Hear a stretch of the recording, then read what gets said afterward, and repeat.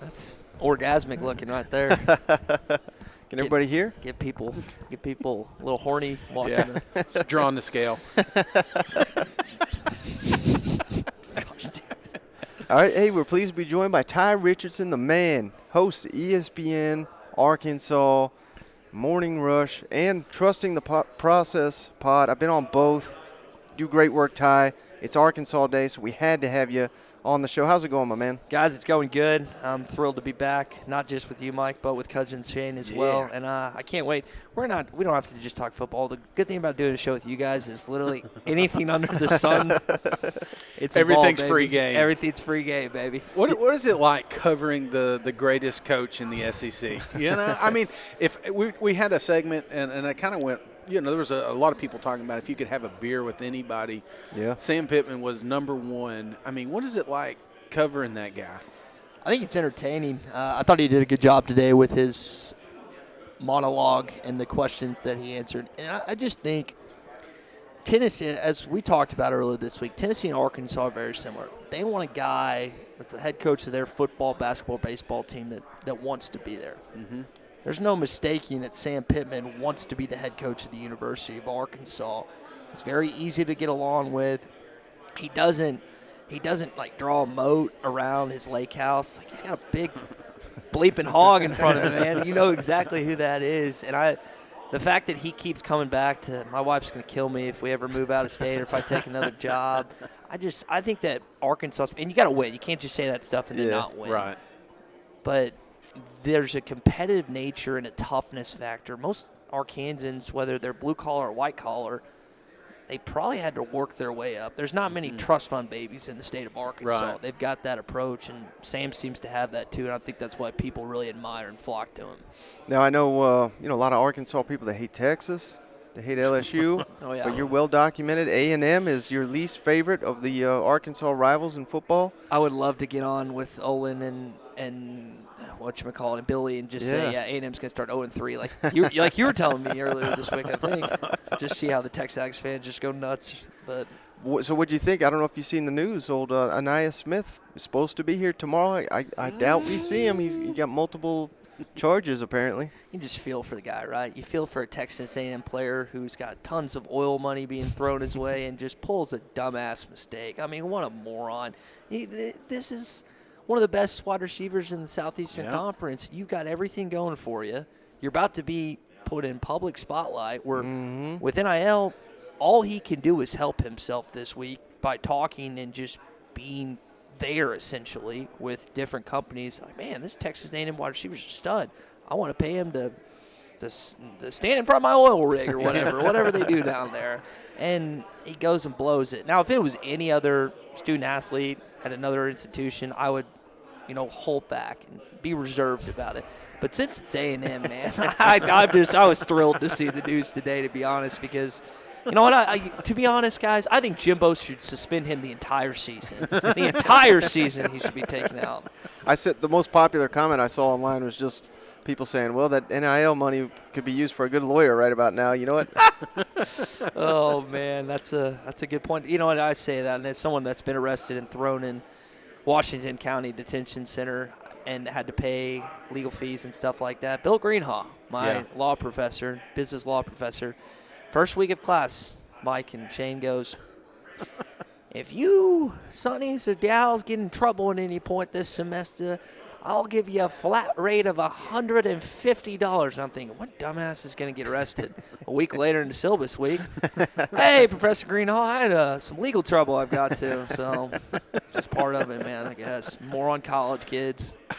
And by the looks of it, maybe in some trouble. You got a black eye there here. Yeah. I was like, did you run into a Texas A&M fan? I guess, man. Now, should I concoct the story that it was my ex-girlfriend or my current girlfriend when she saw me with what would you say, a better-looking woman? I think one of y'all told me that this week. No, just playing pickup basketball. And, when you pump fake and the guy behind you jumps. Well, the guy that was coming to defend me was smaller, so he went for what he thought was the ball. I didn't jump, and then bam, just got his elbow right in the eye. It was worse last week. Luckily, it's toned Butch down. Jones does too. Yeah. I should have had a better story made up. That's on me, honestly, fellas. I got to hand it to you, Ty. We've had a number of interview requests. We've been doing them all week, but you're the only one that asked for an interview and a FaceTime call. It was to your brother, so that was a treat. It was kind of cool getting asked to do stuff like that, and actually, I always think about how lucky we are that we have people that listen to us, because without the fans, there is no show. So I just want to say thanks to your brother, man. Let's give him a shout out. What's his name? Joey.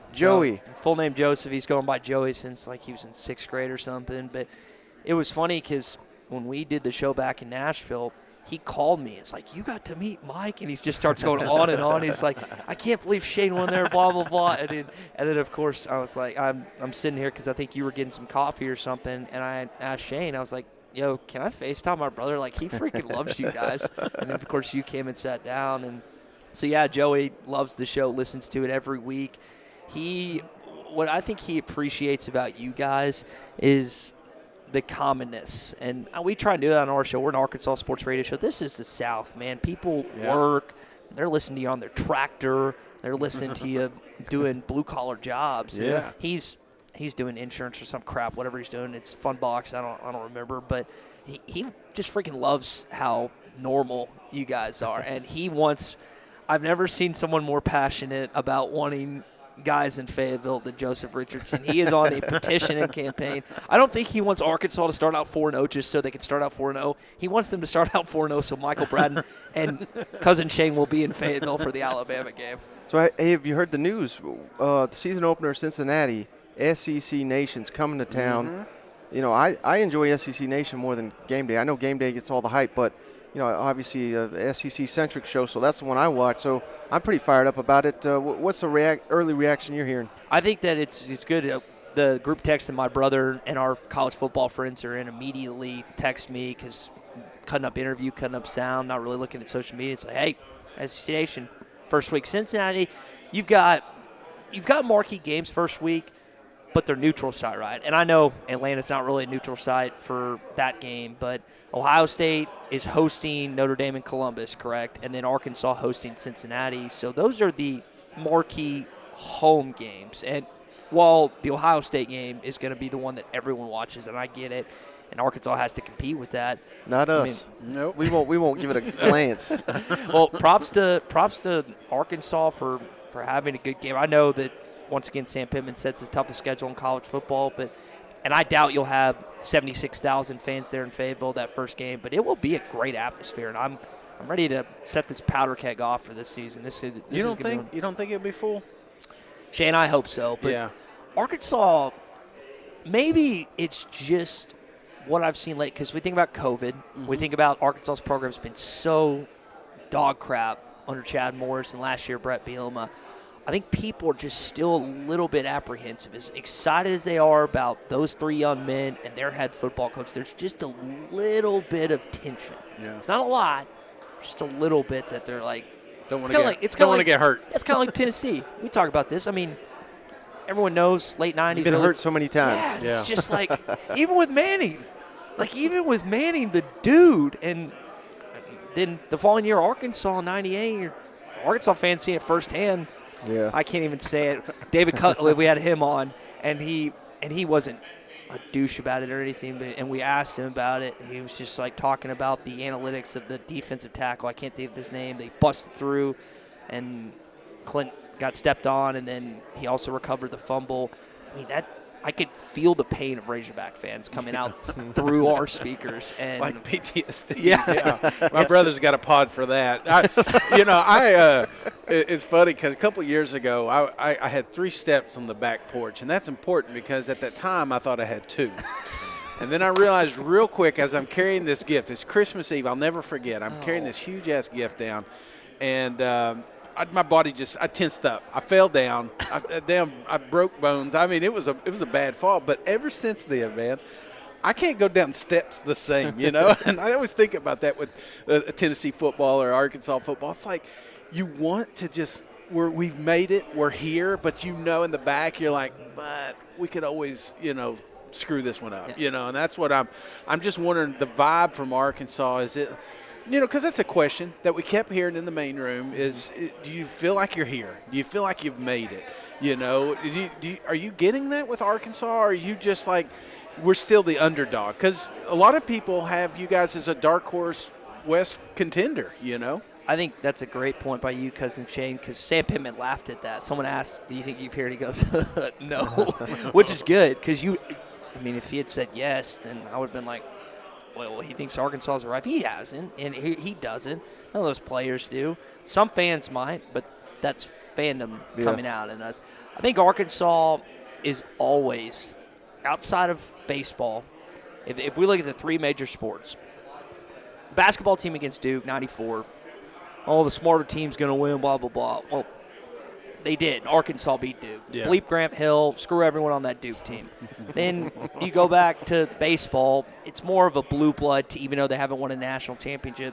That football team is always going to have that underdog role. And even Tennessee, to a certain extent, under Fulmer, they almost became in that late 90s a blue blood type just because they were competing in the East and titles every year. But I just feel like certain programs do better when they come from here than when they start here. Yeah. And I think Arkansas football is a great example of that. Yeah. Is there any danger in the opener with Cincinnati? Because, last year, what was it, Rice? Real slow start. KJ Jefferson, man, I was regretting hyping him up all off season because he came out looking a little rough. Yeah. And, I certainly think Arkansas will roll Cincinnati. But if they start slow, that's the perfect recipe for a season-opening upset against a Luke Fickell-type team. Luke Fickell is a great coach. He's one of the more underrated in college football. And if Ryan Day had gone to Chicago to coach Justin Fields, I think Fickell would have been that first call because I think he's earned it with what he's done at Cincinnati and having that Ohio DNA in his background. You lose Ritter, you lose Sauce Gardner, you lose that other cornerback that I can't think of his name. They lost their best running back, if I remember that right. They lost a ton of pieces. Yeah. But that's still a good football team. But here's the deal. If you want to talk about a rival, even a good non-Power 5 team has no business stepping into your stadium. If Arkansas, they don't have to win by 28. Right. But if you can win by 10, 2 touchdowns, and pull away late, it's like, okay, this is a good start. Never in worry. Yeah. Yeah. Those are the worst, isn't it? Yeah. There's always a couple of teams, couple of years, you're just watching, and it's like, okay, all right, okay, now we're in the second quarter, now we're in the third quarter. Like, what the hell is going on here? Why are our starters out on the field still in the fourth quarter fighting for their lives? Because we got an SEC opponent next week, So those games you got to be careful of. But I think that comes with coaching, and I think that's something Sam, when he first got into this, having to do everything, I could only imagine how overwhelming it is. I couldn't sleep last night just in case I got to talk to him today. You know what I'm saying? I was like, I'm thinking of questions that I'm never going to get to ask Sam, But as a head coach with all that job and responsibility, I think the longer he's in it, though, the more relaxed he becomes, more relaxed his coordinators become, more relaxed the team becomes. And I don't think we're going to see a lot of that this year. I think they're going to come out here and I love the confidence. KJ came one of the questions you asked him, do you belong here, Yeah, and I think I loved his answer. He just said, hey, KJ, you one of the best quarterbacks in the SEC? Yes. Yes, he did. that's it. Nothing else needed. And the deal with Sam, who's 3 or 4 tables down from us right now, is I think it's just easy. He's easily approachable, and that's what most parents and players will say about him. With the ever-changing things going on with the transfer portal and NIL, I think Arkansas is going to have an advantage because I don't think, and not with the money aspect, but I don't think he's going to burn many bridges. Right. So you got kids that are going to be transferring every year.